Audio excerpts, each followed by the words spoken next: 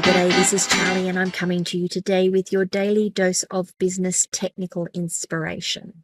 Yep, I'm going to rename the podcast. I don't like that anymore. We'll see.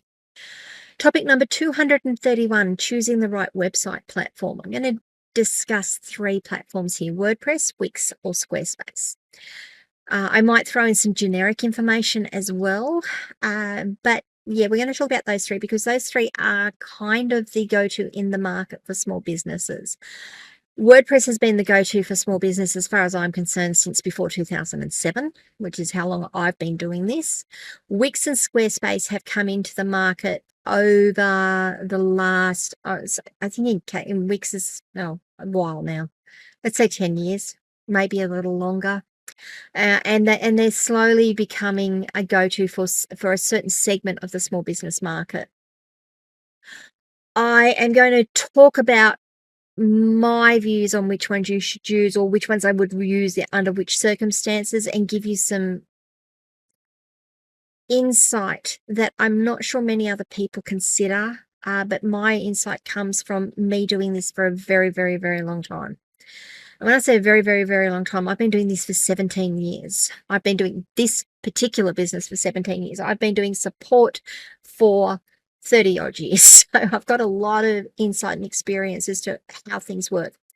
But when we're setting up a small business, we need to be very, very cognizant and aware of our expenses. We can't afford to just throw good money after bad, or throw money at something and not know whether we're going to get back a good return on it. Well, yeah, not know we're going to get back a good return on it, or worse, spend more than we need to be spending because we don't know differently. And that's the biggest problem that I find when people come to me and say, we need a website, Charlie, what do we do? Is that oh, we want to do this, we want to do that. And I have to bring and I sit down, I go through all the things they want to do and decide, help them decide what is important now versus what is important later on. When we're looking at these 3 platforms, I'm going to use that as my basis. But you need to consider when you're setting up your website that it's not just the cost of your hosting. It's not just the cost of hiring the space to have your website. It's the cost of maintenance. It's the cost of being able to use the system, being able to learn to use the system, whether you want to learn to use it, whether you want to have to train someone else up to use it. And then it's the cost of what happens when you want to move.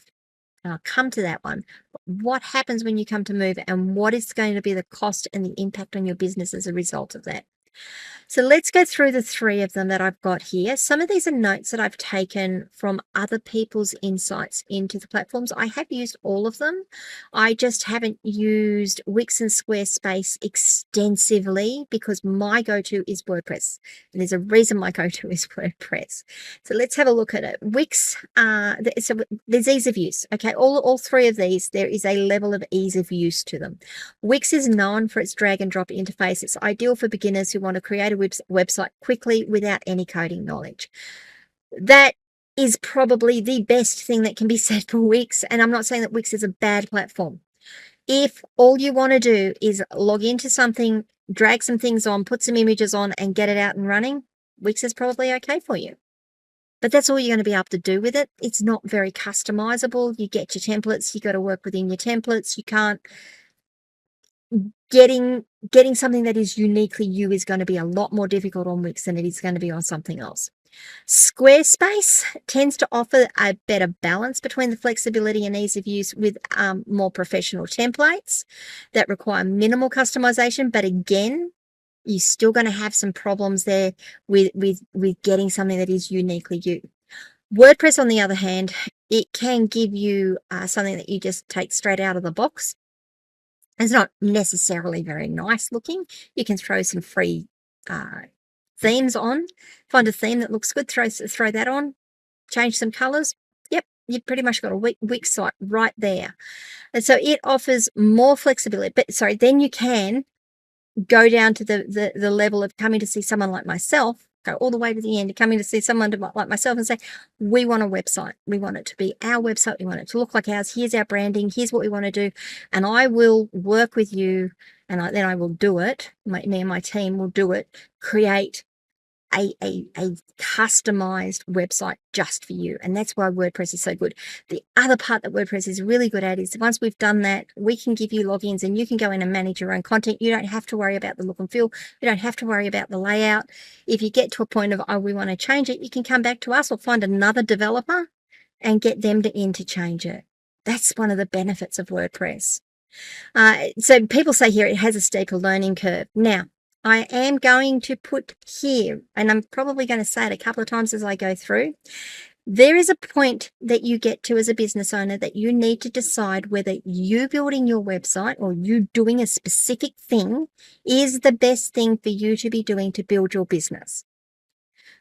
I'm going to say that doing technical things like setting up your email, doing your website, not setting up your email on your computer, but getting your email account sorted out, getting your website sorted out, doing lead capture forms, all of those things. Why are you doing them? They're not going to make you money straight up. You need to be finding people within your teams that you can, or creating a team of people that can do those things for you while you are out there selling your products, selling your services, delivering it, speaking to people, and doing all the things that need to be done so that your products and services will be delivered to your clients. Just saying I want to put right there because everyone's saying, oh, just if you want to do it yourself, do this. Yeah, sure, you can do it yourself, but why are you doing it yourself? There are people out there that do this every day. A job that's going to take you 3 or 4 hours takes me generally 10 minutes, 15 minutes, and I can have it done because I do it every day. I know what I'm doing. Just some thoughts. So the ease of use for those three, they're all easy to use. It just depends on what you want. Customization, as I said, WordPress is really highly customizable, thousands of plugins and themes available, making it suitable for complex websites. That's probably one of the drawbacks as well. And that's one of the things that I find when I get into a WordPress website is like, why do we have all these plugins? They're not needed. Let's get rid of most of them and pare this right down because some of these are just, they're getting in the way of other things. So the fact that there are thousands of plugins and themes is probably as much a drawback as it is a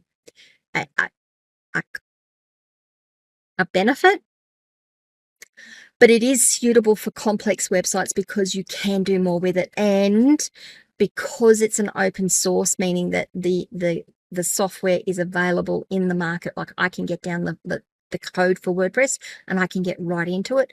We can write extensions, we can write code to do things that we want it to do. So it's very customizable. Wix and Squarespace have got more limited customization. They're easier to manage, who don't need the advanced features, but they are very, very limited. And once you get down to, I want to do this, and you say, well, it's not there in the interface. It's not there in the interface. It's not going to change. We can't write an integration to make that work for you. So customizability, WordPress is the way to go as far as I'm concerned. Wix and Squarespace, again, if you just want something that you can put up and get running and not do much with, fill your boots. They will work perfectly for you. Scalability. Now, this is an interesting point. Wix and Squarespace, based on everything I have seen and interacted with them, they're suitable for a small to medium-sized business that don't require extensive scaling options. WordPress, on the other hand, you can add in just about any function you want. I actually, when I put together my business website packages for us, Charly Leetham, like for when my clients come to me and say, what do you offer? I've got business website packages, and I start with a basic branding site, which is literally a brochureware site.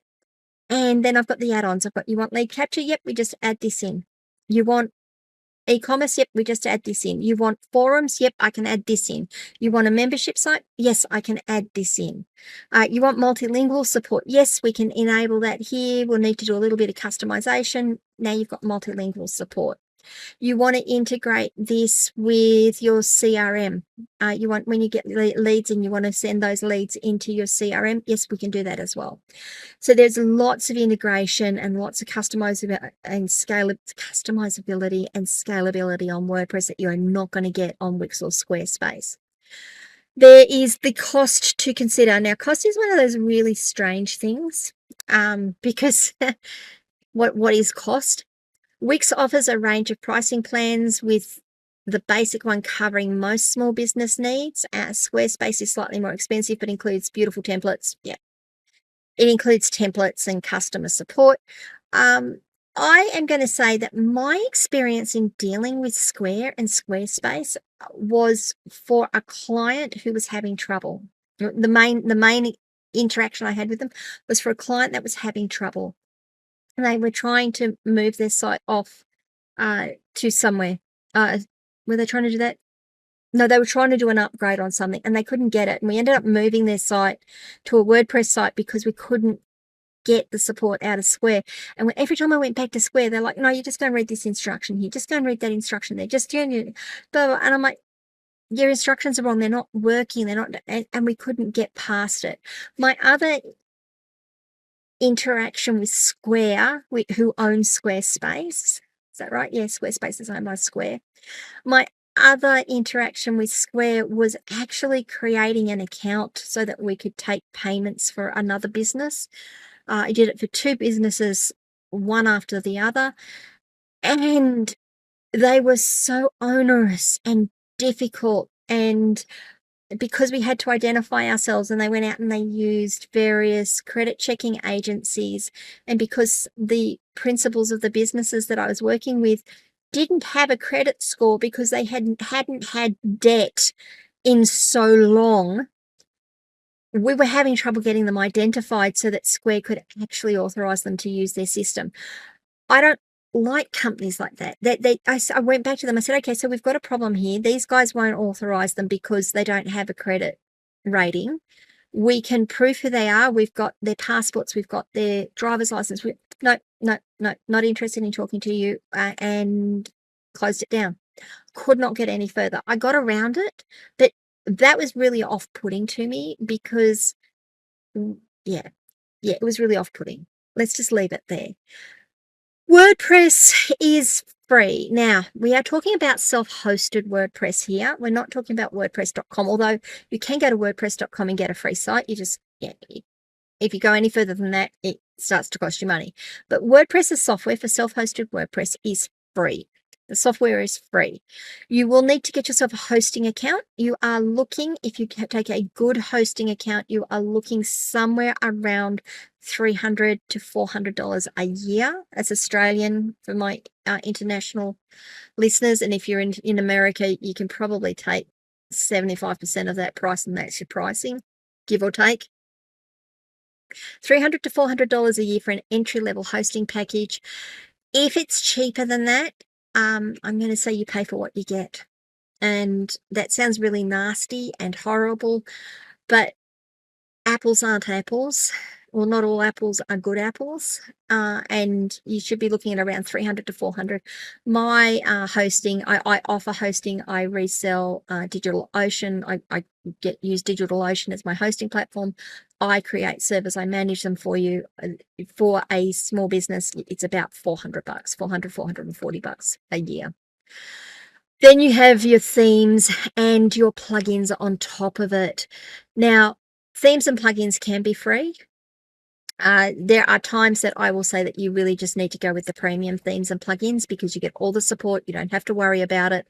And again, you need to be a little careful about what you're putting on your site. You don't need to go and put in 100 plugins to do all these things. We need to be very clever about it. You need to be smart about what functionality you're using and make sure that the plugins that you're adding aren't adding in the same functionality just to get one little bit more. Big problem I've had taking over a number of people's sites. So you do need to manage this and be mindful of the costs, but it is still often far less expensive than the other options. Support and community. Wix and Squarespace, they provide direct customer support, which is beneficial for non-tech savvy users. Again, I get a number of people coming to me saying we aren't getting the support we need. What do we do? And I can get in and just fix the problem normally. Yes, they say they offer direct customer support. I know some people have had some very good success with it. Just going to say be a little careful and a little, yeah, maybe. WordPress has no customer support. Not WordPress directly. It does rely on community and forums for support. You can take up a support contract with an agency like mine. a company like mine who do this for a living. And if you have an issue, you come to us and we fix it. Or in my case, we we will do the updates every week. And if we have a problem, we will fix those problems. You won't even necessarily know there was a problem, because unless we tell you, and we do tell you that there was a problem and we fixed it. But if you've got a good support team around you, it doesn't have to cost a heap of money, and you can reap the benefits of it all the way through. Finally, I just want to talk about some of the drawbacks, or some more of the drawbacks there. I've addressed some of them as I've gone through. Wix and Squarespace, you are on their platform. That is the be all and end of it. You don't take Wix and put it on your own hosting. You don't say to Wix, I want this hosted in this country or over here. You don't do that with Squarespace. It is their hosting. It is their infrastructure. It is their processes. It is their functions.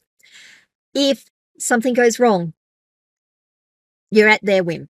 You're at their whim if they change their policies, if they don't want your content on your type of content on their site anymore, you're toast.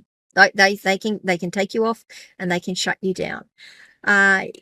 If this platforms have problems, it's not like you can pick up your website, take a backup of your website and go somewhere else and put it up somewhere else. It is reliant on their infrastructure. Their backups are reliant on their infrastructure. If you want to move somewhere else and go to WordPress, for example, or go to another website builder, you're going to have to start from scratch. You're going to have to take that and build it out from scratch to make it look the same. I'm not saying you can't make it look the same, but you're going to have to build it again. And that's probably one of the biggest drawbacks that I have, and one of the things that I'm really, really cautious of when I go to these types of organizations, is that I'm at their whim. If their hosting goes down, if they go out of business, what am I going to do? They've got my stuff. WordPress, however, it requires regular updates. This is the biggest complaint I hear from people is, everything needs updating again. Yeah, I've got to say that, we'll do our updates once a week, and by about Tuesday there's another 3 or 4 that need to be applied.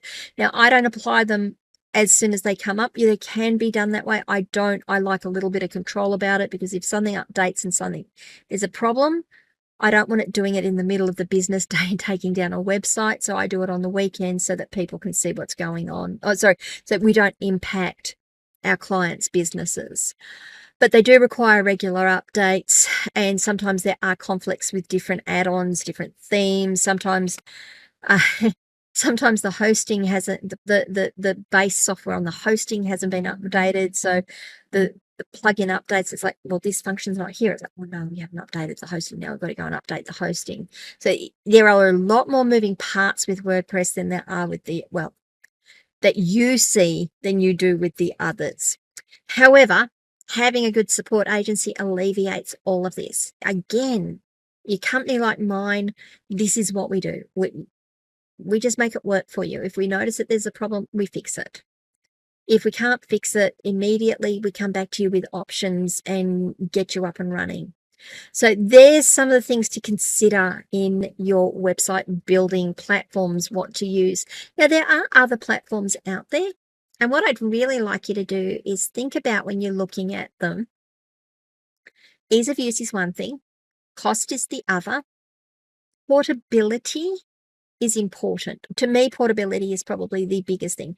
If the relationship goes sour with that provider, can I pick up my website and take it to another provider? Can I vote with my money and my feet? That's really important to me. Ease of updating it. Do I need to do anything? What do I need to do? Can I give my team access to it to do work on it? Or is it only one login? Or what is it? How do I manage it is the other part. So there's some things to consider. I think I've said a couple of controversial things here, and I'm sure I've got some people out there howling, going, no, you're wrong. If you feel that I'm wrong, I am quite open to having a conversation about it. mutually respectful conversation. Leave comments below, DM me, come across to Locals, askcharlyleetham.locals.com. You can join the conversation there. Let's have a conversation. Let me know what your thoughts are. Let me know what you've experienced with any of these, what you liked, what you didn't like, what worked well, what didn't work well. It's all education for all of us. As usual, please remember to like this video, subscribe to my channel, and ring the notification bell so you find out when I put out the next piece of content, which will be 8 a.m. tomorrow morning. Every day I post a video. And I will see you all tomorrow for topic number 232. Essential website features every small business needs. I'm looking forward to that one. Bye, guys.